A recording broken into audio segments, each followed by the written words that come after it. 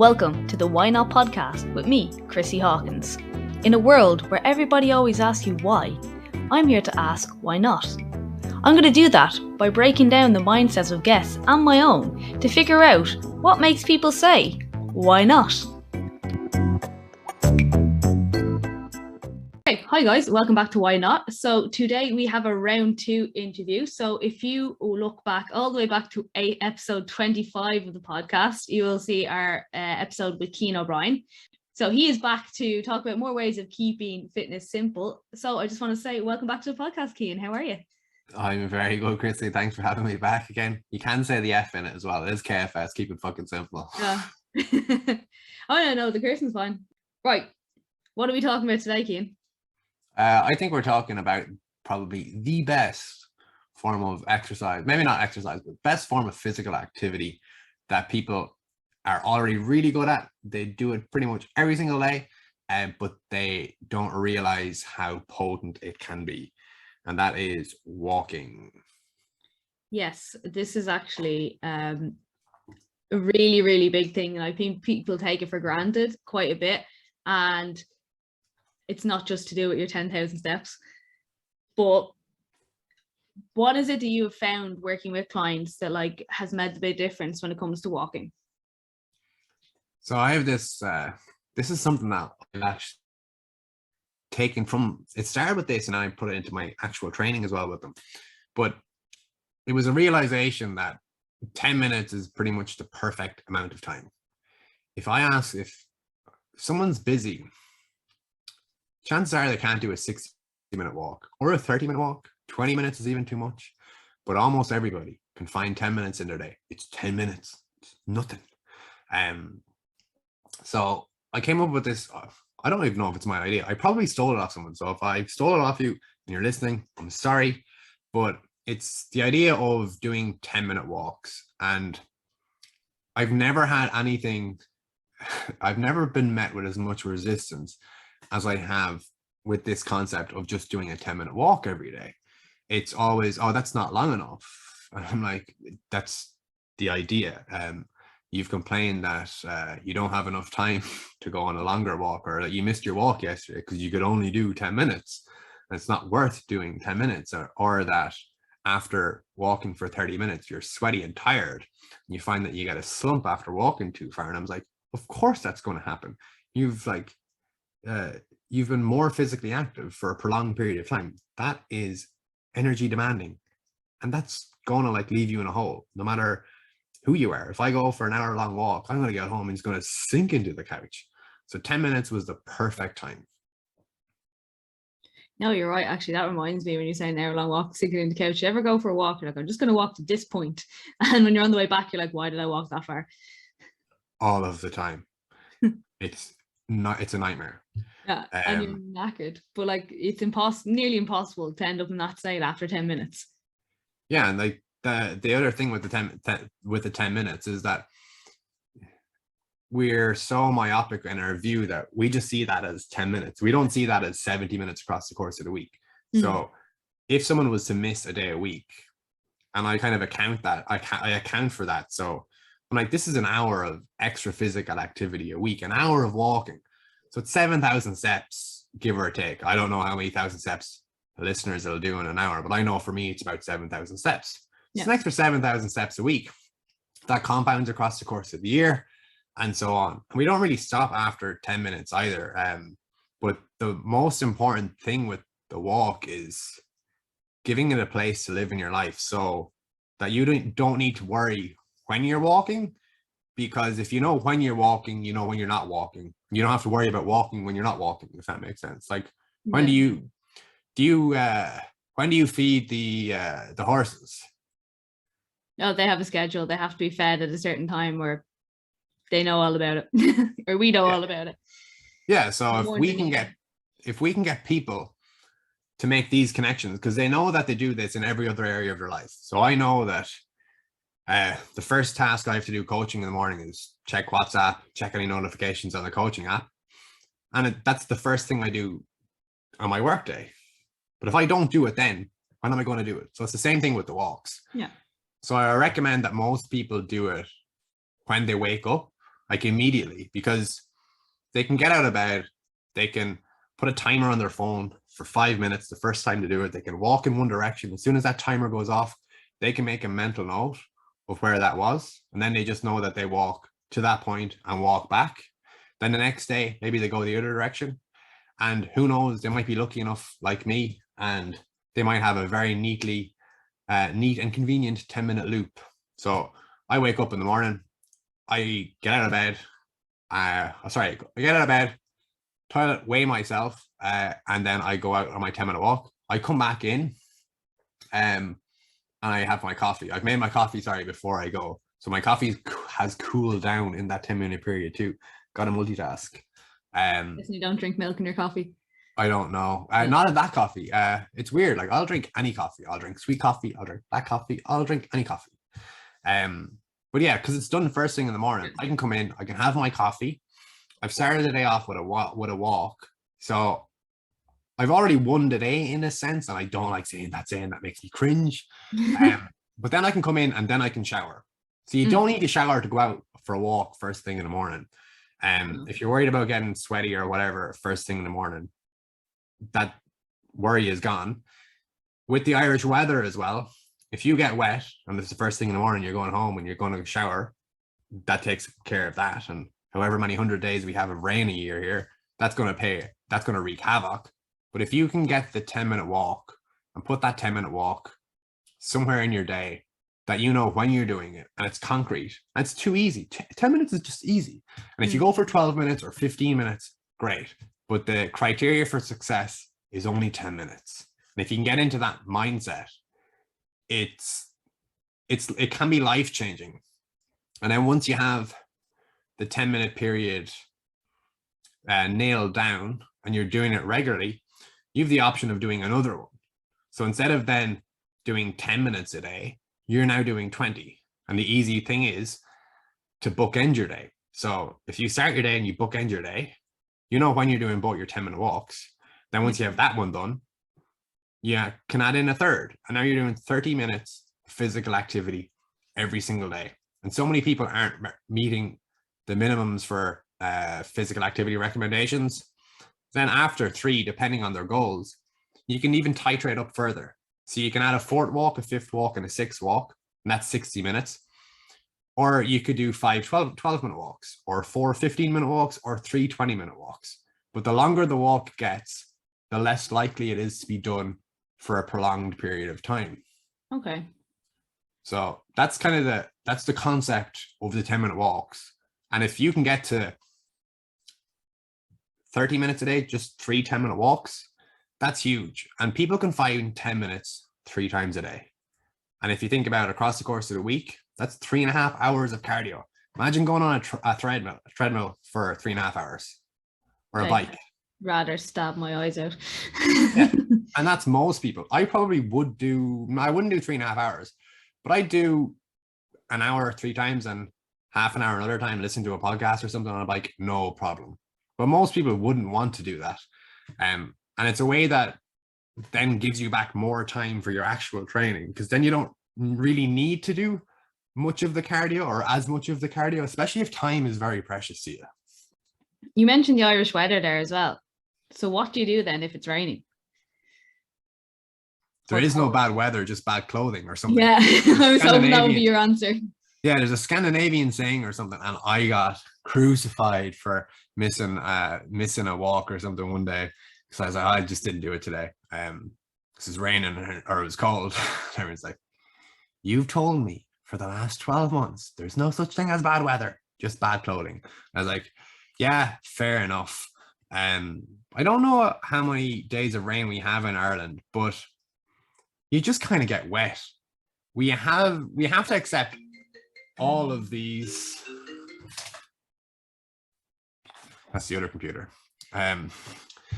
We have to accept trade-offs for pretty much everything. If me choosing to do this podcast means I can't answer that call, that wasn't for me, but I can't answer that call. Me doing this podcast means I can't train now. So if I have a goal, if I just want to be generally fit and healthy, meeting at least the minimums and exceeding the minimums for physical activity with things like 10-minute walks that's something you should probably be accepting a trade-off to get a little bit wet, because it's only 10 minutes. You can come in, you can come back and you're fine. If you've got a good coat on, if you have access to waterproofs, if you've got good shoes, you're in the rain for 10 minutes. And you can also, because it's only 10 minutes as well, you can wait for the rain to stop.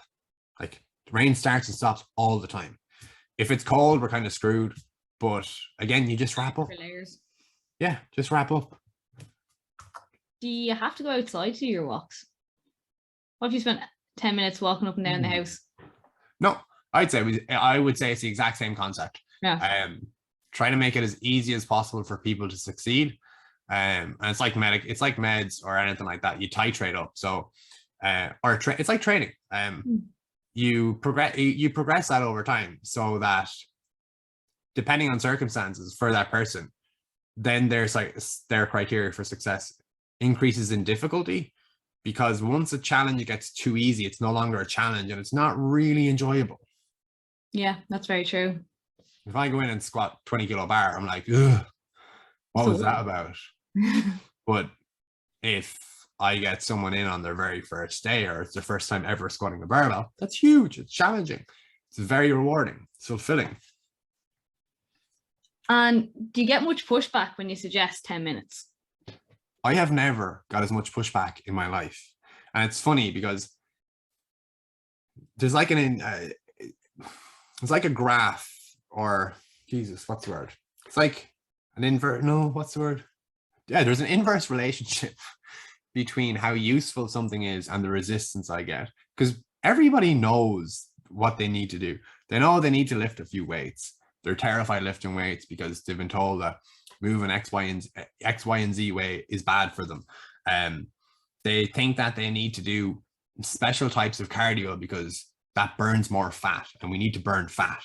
And that they need to spend this amount of time in one go, and they need to be sore, and you need to work up a sweat, and they need to stretch. And they have all these things that they need to do, or they've been told they need to do. And there's other things that they need to never do, like flex your spine or whatever it was. But then when you show them the evidence that none of this is true, they're like, they can't comprehend it, that you're making it almost too simple. It can't be that simple. And that was a very bitter pill for myself to swallow with any of my own training. That I wasted years doing terrible training, and parts of that was targeted conditioning. I'm not going to say conditioning is bad. Conditioning is excellent. I'm just going to say that I don't do any conditioning personally at all. Zero, zilch, zip. I get all my cardio from steps the last couple of years, but I can pick up that stuff very quickly if I want to do it. I don't even do very high reps either, and most of the things I do are sets of one. So I'm like the laziest person ever. So that's probably actually where the 10-minute walks came from. But it's when someone does it and does it well, and other people see it, that it gets a bit more buy-in. Like, I had a group of women last year, and it was like 8 weeks or so. And one of them, we were training beforehand and nothing else really changed. But we incorporated this and another simple strategy, which I'll say at the end. But she lost, how many centimeters is that?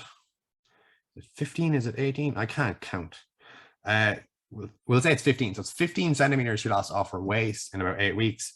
And she lost 8 kilos. So a kilo a week. With the 10-minute walks, we also used smaller plates and smaller utensils. And that was kind of it. She lost 8 kilos. Something crazy, like it wasn't a keto CrossFit diet. Yeah, and we did very little training. Like we did so little training because she was so busy in work. But we just got 3 10-minute walks in a day. I'm pretty sure she was doing 3. Trying to get people to do 1. And it's the people who need it the most, if you get me. They'll be like, oh, I need to do longer than 10 minutes. 10 minutes isn't enough. And then you get the excuses that, not the excuses, the rationalization. It's like, how's your steps going? And, or have you been doing any walking?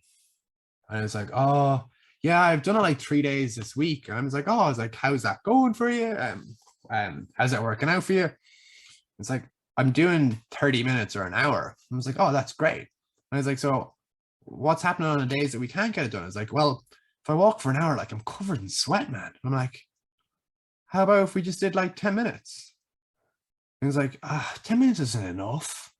Like, can you give me more training? And I'm like, I don't think we need more training. Or can we do more things? Like, what's up with my diet? Like, actually, no one's ever actually said that. What's up with my diet? Everyone says their diet is good. I eat well. That's kind of usually what I hear. But it's always not distraction tactics. It's the bitter pill of becoming more self-aware, and that thing in human nature where we're really good at self-preservation. So we don't want to admit, or we don't want to have to accept that it was my fault that I can't do this simple thing, or that it can't be that. It has to be something bigger than that, because this thing is causing me so much difficulty in my life, or this is a part of me this is a big part of the issues I'm facing. And then we'll start to talk about goals, and it's another barrier comes down, and it's like, what's important to you? It's like another barrier comes down, and it's weird, but it's very human at the same time. So that's the resistance in a nutshell, I think. I get you when you say as well, like, it's not enough. But if you can manage, say, for instance, 7-10 minute walks versus all the longer walks that you keep missing, like if you end up with 70 minutes cardio versus 30 minutes cardio because you could only manage one 30-minute walk in the week, like, which is better? So if we look at that guy and like, I plucked those figures out of the sky. He probably wasn't as good as 3 or 4 days. I'm using the word good very, like, I'm not saying good or bad. Nothing is really good or bad. He's trying, like, it's clearly important to him. He's hired a coach, and it's very hard to accept in a sense. But if, let's say on average he was doing 2 30-minute walks a week, by doing one 10-minute walk 7 days a week first thing in the morning, he would have exceeded that. And after those 30-minute walks, I know that he felt it. I know, because he would tell me, and he would be like, I need to change my t-shirt, man, like, I stink of sweat. And he'd be getting taxis places. I'm like, oh, like, but what if we just did like a 10-minute walk? Or have you tried a 10-minute walk? And it's like, oh, it's too little. And I'm like, oh, okay. And you can't really, it's very difficult, I think, as a coach to know what to do in that scenario, because when you're dealing with adults, you're not their parent, you're not their boss, they're paying you for a service, and it's very, you can get very frustrated. They're getting very frustrated. When this is clearly the key log, if you will. This is the thing that would make the most difference to them. And communicating that without sounding like a dickhead or a dictator is the hardest thing in the world at times. Yes, communication is very, very important in this line. It's mental. Do you say there's some research as well in regards to step counts now that's coming out? Yeah, I saw something about a week ago how the benefits when it came to hitting certain step counts with regards to mortality. Then there's other research as well with regards to pain, and how just low level aerobic activity can have an analgesic effect. So it can give relief to people who are in pain, one of the most successful back pain programs, I'm pretty sure, is exclusively walking for a few months.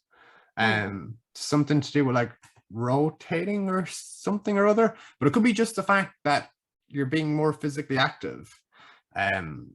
So the recommendations are 150 to 300 minutes of aerobic activity a week, I'm pretty sure, and then it's 2 resistance training sessions every week.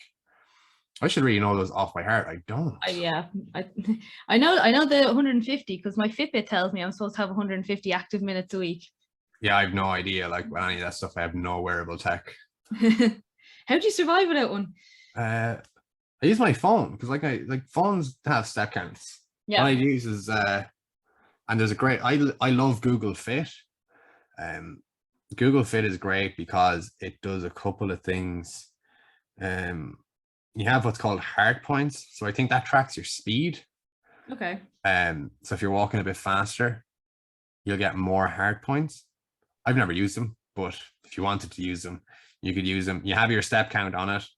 And you can see how many steps you've done across the course of the month.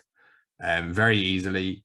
With your body weight, it gives you a graph of a trend line versus like the up and down that the iPhone does.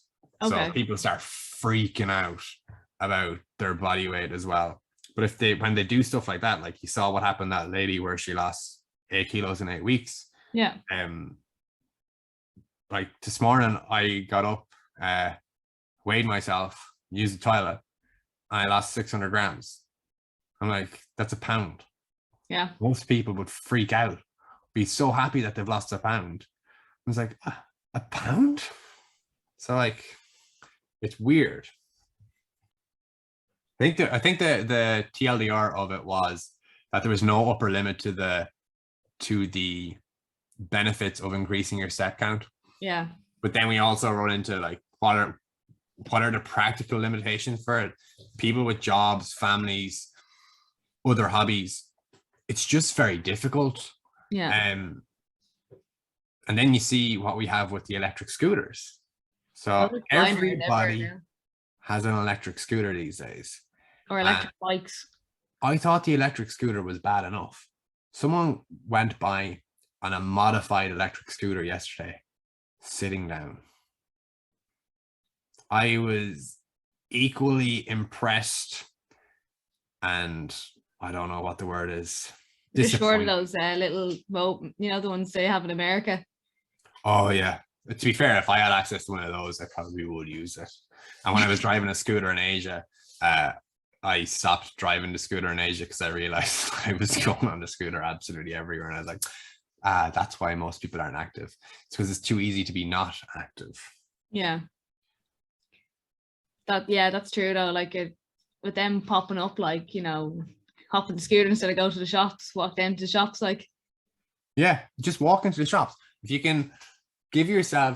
can make the active choice the easy choice and make being an active a harder choice. The best example for me there is that I literally got rid of my scooter in Asia because I was like, I'm a lazy piece of shit with this, because it's just too easy and it's fun.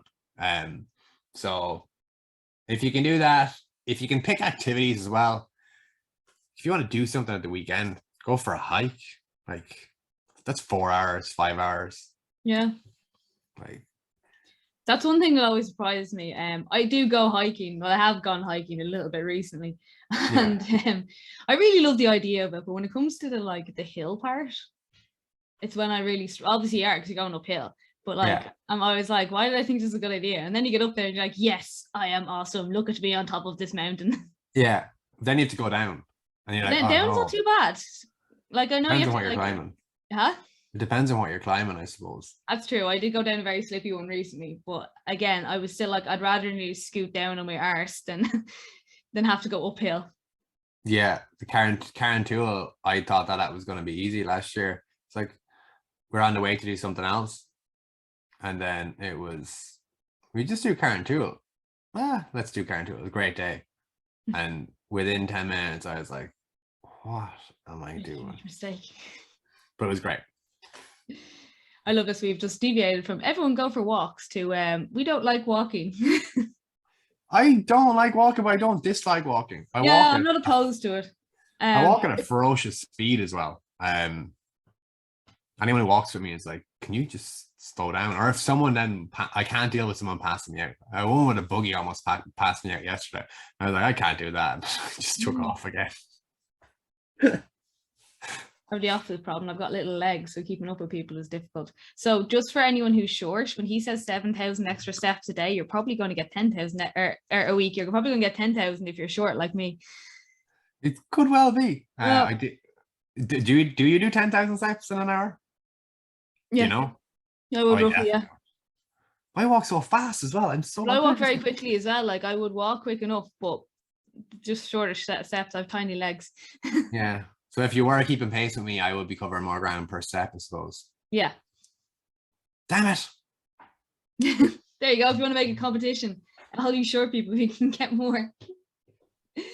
Do you think there's an over-reliance actually on the fitness trackers? 100%, because it's made the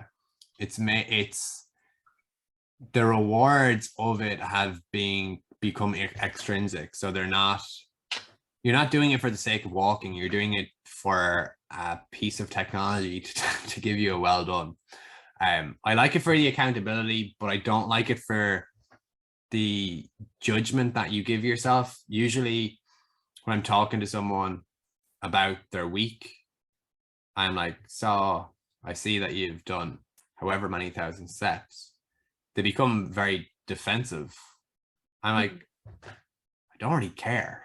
It's not like I don't care. It's just like, that's happened. It's in the past. I'm here to help you. I'm here to help you make this easier in the future and to make you want to do this and connect that to your values. So if you're feeling shame or guilt that you can't reach a step count, that just tells me the target is too high right now. It doesn't mean that the target will be too high in the future, but it's too high right now. And if we can knock that down by 1,000 steps, 2,000 steps, or we can just knock it down to what you hit, and we can learn to be maybe not happy with it, but not to be cruel to yourself that you haven't hit that magical 10,000 step number. It's, if you can grow your step count by 1,000 steps extra a day, that's 7,000 steps a week. It all adds up. And if you've got something like, if you use the Google Fit instead, the Google Fit, I sound like the YouTube. If you use Google Fit, yeah, I was very culty as well, wasn't it? Did a culty say the word culty? Can a culty say the word culty? Kind of your word, isn't it, in a sense? Oh, I don't know. But Google Fit gives you the total amount of steps across the course of the month, which I think is better as well than maybe the average. I don't know. I'm kind of torn. I like asking for the lowest step count and then the average. I think it's the lowest step count and the average.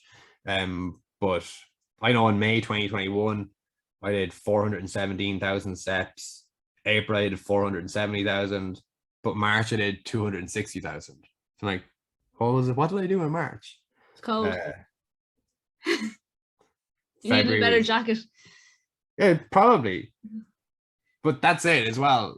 With human behaviors, they don't happen in a vacuum. Yeah. So we really need to give them that place to live in our life. And we need to have a reason to do them. Or why would you do it?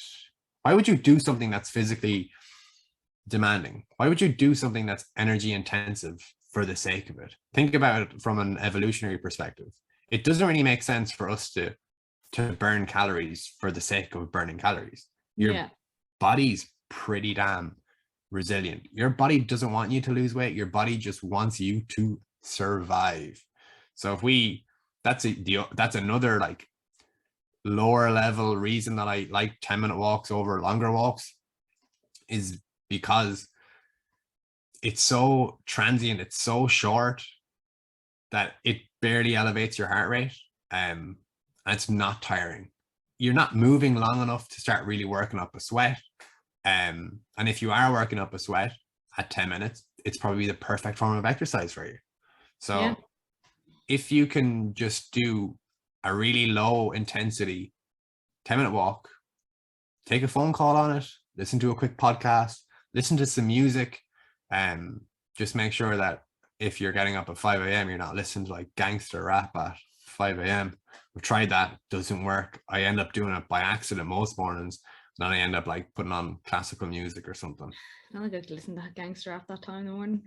Oh, it's just because or any time of the day, really. I'm terrible for listening for that. I'll always listen to it training. So if I'm listening to music, put on my headphones in the morning, I'm like, start bopping away, and I was like, this is way too aggressive. I get a few minutes into my walk, and I'm like, why am I getting so worked up? I'm just out of bed. So then I put on classical music. I come in, and then I'm trying to take off my headphones and meditate, but my brain does not like that at all. I think a lot of people's brains don't. Yeah, I know yours is a bit next level. We won't dive into that, but a lot of people struggle to calm down and just sit, don't they? I can't sit still. Like my feet are moving under the table here. My knees are moving in and out. I'm a very animated person apparently. But anytime I've done any mindfulness or meditation, everyone says it helps, but it's always made things worse for me because my brain never slows down or never mind shut off. But that's because I had undiagnosed ADHD. Found that out recently. So when you were talking about values there, you were mentioning values in relation to training and how it starts to become extrinsic instead of like intrinsic. How do you mean in that sense? So with they're two sides of the same coin, kind of like what you value and then your motivations or rewards being internal or external or intrinsic or extrinsic. So with the values, it's a tough one to get across to people because it's something we never really explicitly consider. So you can think of like just even being healthy as being a value, but being fitter and being healthier, why those are important to you and what they mean. So I can't take any of this in a vacuum. So I look at my step count, my general physical activity, my training, my body weight, what I eat, and I kind of look at that all in the context of what I value most in life and what I want to do. So I know that the further I go past 90 kilos, the more miserable, for lack of a better word, my life becomes. Things just become more difficult. I once ate my way up to 100 kilos and that everything was just so hard. I tried running, I almost died. Not literally, but figuratively. Yeah. I did experience a lot of shin pain as well running at that body weight when I'm much better suited to being like 80 to 85. Naturally, I'm about 80 kilos, but I'm around 90 at the minute, 88, 90. So with the step count, I know if my step count drops, that everything becomes a lot more difficult. So I associate my step count with being healthy, from both a physical perspective and a mental perspective. And part of that physical perspective is going to be body weight. So I know if I look at my step count, it's been 4,000 steps, average 4,000 steps across the week for a few weeks in a row. And then I do a body scan. My therapist would be very happy to hear that. If I did a body scan, I'd be like, I don't really feel very good. Then I'd be like, no shit, Sherlock, you're doing 4,000 steps a day when usually you know you're better at above 8,000 steps. Okay. So that's kind of what I mean when we connect it to our values. We figure out kind of what that person really wants and what's most important for them in their lives and what they like to do physically. Being physically fit and strong, everything becomes easier. if you have to do anything physical, it's just less difficult from a relatively speaking when you're fitter, healthier, and stronger. If someone asks me to pick up something, that sounds so cliched. Pick up thing, big strong man. So that's what we do. We train people to lift heavy things up and put them back down again. I know. It's still a bit cringy thinking about something like that. But if someone asks me to do something physical, well, yeah, it's grand, whatever. I don't have to think about it. But someone else doing it, they might have to think about that. They might be worried about picking that thing up, and I'm like, just pick it up. I don't have to think about it. Being able to keep up, being able to be physical, being able to be independent.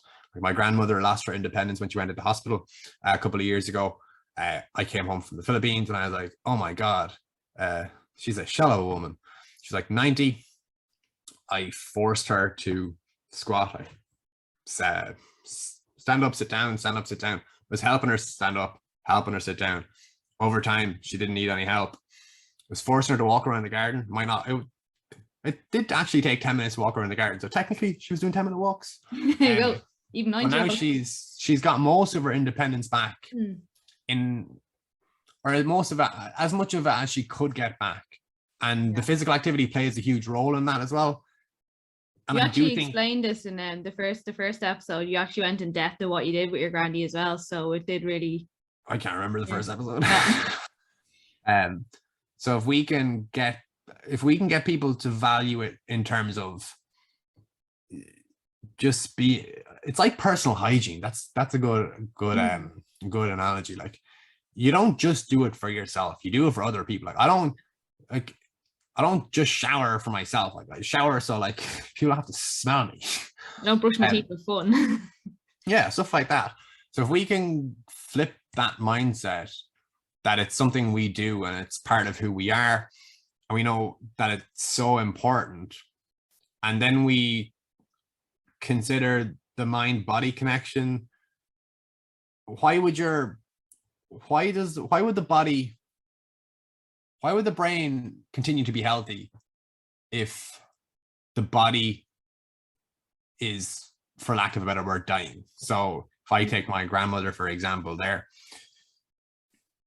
if she's got her brain in a body that's pretty much like wasting away. I think most people, when we get to a certain age, we see cognitive decline with things like Alzheimer's or whatever. So I'm not drawing a connection between both of these. Don't worry. But it can't hurt to be physically capable, and just physically capable enough to go to the toilet unaided. Before any of that, she needed help to get dressed, go to the toilet, move from the table to the couch, and the couch to the table, and she'll like sleep on both. But now she's got up by herself, left her house, which is in the back garden, walked across, or dressed herself, walked across, and arrived at the kitchen table in the morning. And we're like, what? Where did she come from? So she can do all of that. And it's a lot less worrying in a sense. She went missing one day as well. My aunt put her in the car, in the passenger seat. And she was like, oh, I'll just go in there because Nana can't get out of the car. And I'll do my messages or like pick up something. Or she had to go in and get her phone. She came back to the car and Nana was gone. So Nana was able to get out of the car and go back into her house. And because of some cognitive decline, she probably forgot that why she was in the car. So she just went back into the house. And I remember my aunt ran in. She's like, Nana's gone. Where is she? And I never let her live that down. She lost her. But you're showing, like, you know, that, like, as well, I think not even just with values, that's also showing that, like, say for reason, like, the importance of health is different levels for different people as well. Yeah. So for you, it could be hitting PRs as frequently as possible, but for your Nana, it's being able to get out of a car on her own and wander back in the house. And yeah, I actually think about those kind of things with my own goals as well. And I do find myself stopping when I go too far, trying to chase performance goals. Because I know that when I get obsessed with something, I will do almost anything that's required. Like I remember I got a coach a number of years ago, and it took me like 8 weeks to tell him that I couldn't do his program. He's like, "Why can't you do it?" And I was like, "It's taking me 3.5 hours. It's like 5 days a week." And he was like, "What do you mean it's taking you 3.5 hours?" Because he had given me it and he didn't expect me to follow the rest periods, and it was very scientific in nature, if you get me. So for every 10 meters sprinted, we did a 1 minute rest. So my warm-ups were taking 45 minutes, and it was like 5 by 20 meter sprint. Like, and then there was like depth jumps, and it was like, you're resting 2 minutes here as well. Then he's like, "Oh, I want you to increase the load on your power clean. On part A, power clean, B was like a squat variation, whatever. Like, so you're increasing your load here and here each week, and the reps are tapering. The reps are coming down with the weight is going up." I'm just like, what about rest? Like, rest as much as you need to. And I was like, and I can't do this. I was going to the gym at 9 a.m. and then coming home at 9 p.m. because I was working. I was working from like 1 p.m. So I trained from like 9 to 12:30, eat, start work. And I was just a broken shell of a man after that. But it was just because someone told me that this would help with what I wanted to do at the time. I will just do it. I will do it and I will follow the plan. If it says rest 2 minutes, I'm going to rest at least 2 minutes, if not 3. Unless it's a conditioning piece where you shouldn't rest longer. But if more rest is usually better. And then I suppose that actually also shows you the importance of like talking to your coach. Yeah, and it's very. I think one of the hardest things to do is to coach a coach. Yeah. So it's difficult coaching a coach, and it's also difficult being a client of a coach. And it's also very difficult to coach yourself. I have always thought that coaching myself was the hardest thing in the world until the last 2 years ago, maybe. Now I don't know if I'll get another coach again in this. I'll probably get like some coach in some capacity, maybe a nutrition coach or something. I don't know. But physically, I'm like, I can't step away from what I'm doing right now because it's been too productive. But coaching coaches is hard. And when you're coaching a coach, so I'm trying to put myself in his headspace.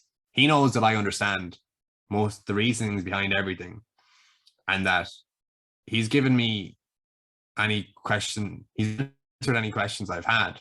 So there isn't really as much communication either, because he knows that I'm competent. He knows that I move well. And afterwards he was like, I've never had anyone do like numbers like that on the Olympic list as a GAA player. I was like, they weren't even good numbers. So I wasn't really like focused on the Olympic list. I just wanted to play football. But yeah, it explains a lot. And that's your blind spot as well. That's my blind spot. When I coach a coach, it's like, he's missed his workout. Do I send him a message? Do it? And then we talk about, we've spoke like with this coach, for example, we've spoken about like how we speak to clients and all. And I was like, me going after him, and I'm not using techniques or anything, but the language I use, it kind of seems a bit weird when I start checking in with him maybe a bit too nice for the relationship we have. And finding that balance is really difficult. It's like, what's up? It's like, what's up, man? Is fine. But then it's just like, hey, how are you doing? I noticed you missed your workout. Just want to check in to see if everything's okay. That might not go down as well.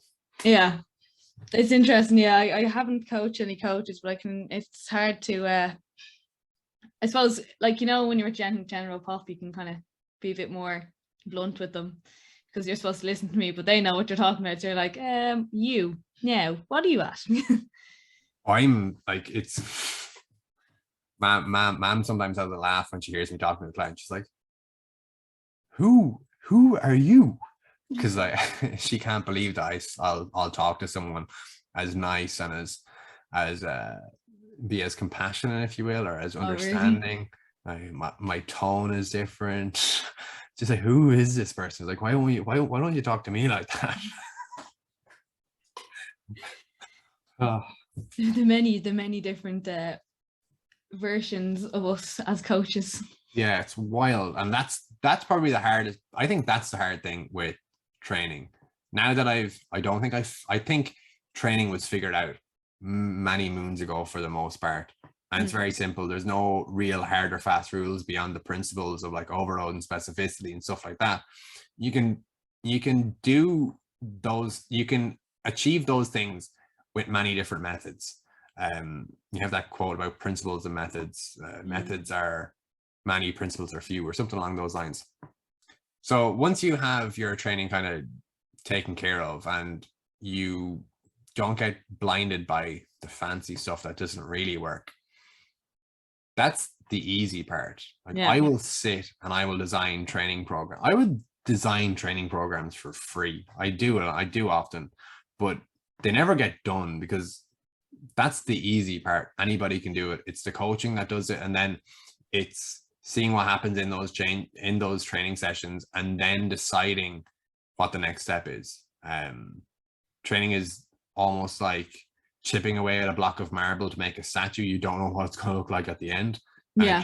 it's one hammer at a time. It's bang, bang, bang. And it just gradually appears out of nowhere. So that's kind of what I would go about with the language thing, that's the hard part. And then making people, that's a bad way of saying as well, make people, but getting people to trust you and actually facilitating behavior change is the hard part. Like, Yeah. if I could improve one thing about myself as a coach, it'd be communication. That's 100% it. Yeah. And that's what I've been trying to focus on in the last number of years. I'm actually wearing my Art of Coaching t-shirt. So that's from a guy called Brett Bartholomew. He's got a podcast called The Art of Coaching, I'm pretty sure. He was my first, I think my first introduction to this in 2014. He spoke at a conference in Dublin. I was like, this is awesome. And then since then, I've looked into a lot of psychology stuff. Another guy is Hugh Gilmore, Brett Bartholomew. And there's a couple of other guys that I just can't think of off the top of my head. One of my classmates in DCU, Colin Woods, he wrote a book called Tailored Thinkers. He works in PR and his degree was in communications. Like you might know Colin Woods, do you? Communications? I think so. Yeah, he probably was in my ear. Yeah. He wrote a book called Tailored Thinkers. It was a really good book, actually. So I'd say check him out and check that book out. Yeah.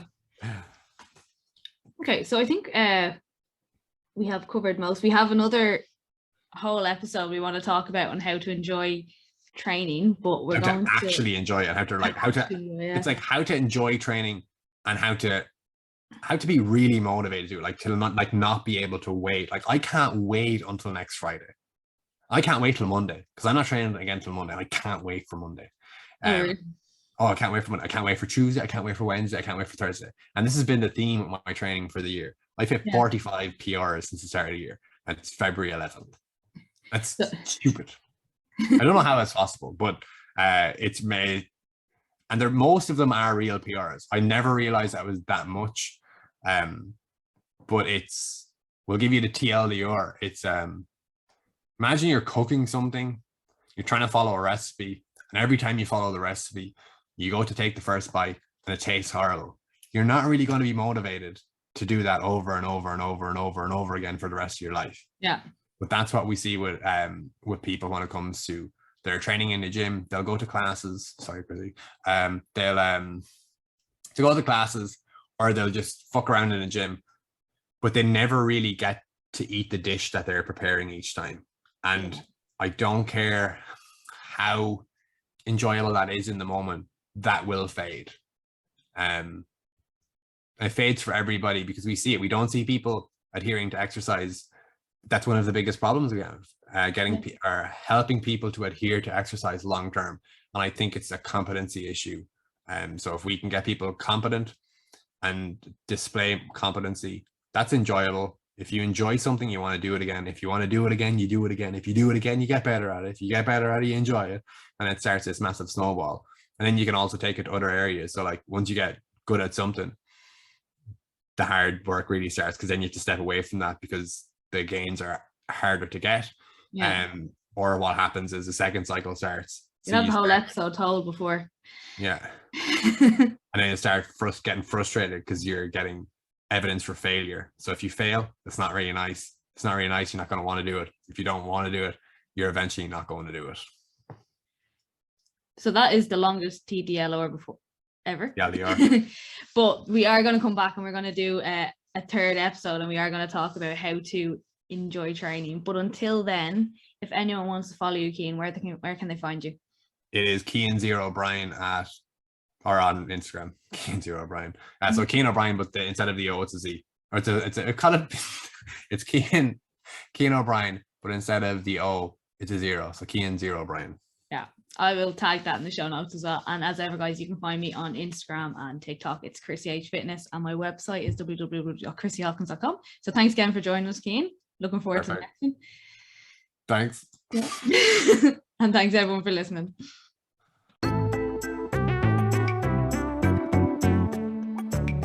Thank you again for listening to the Why Not podcast. It really means a lot that you are listening in, and I would love if you could please leave a review on Apple Podcasts or subscribe on Spotify.